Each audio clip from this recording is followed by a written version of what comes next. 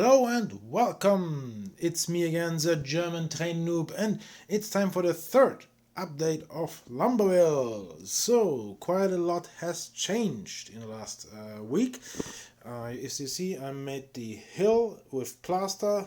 It's already dry and painted in a brownish.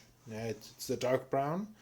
And I also already made the layout of the streets with a pencil. I just put the streets in so I can check where the houses are going, and I also repainted the whole station here.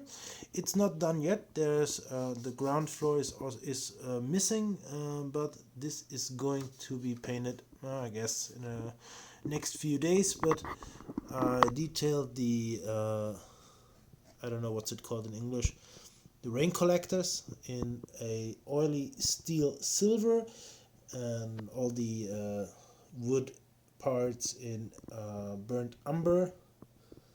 I think it turned out very nice. Roofs are still missing. There is a bit of work to do, but we're getting there. And then I ballasted all the track already with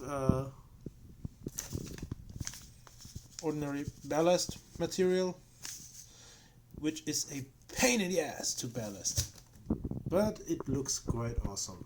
Didn't you see? It looks awesome. What do you say?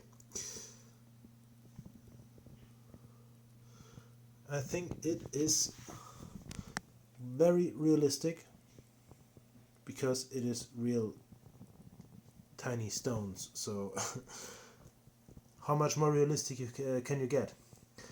I dry brushed the rock faces and started to flock down with grass,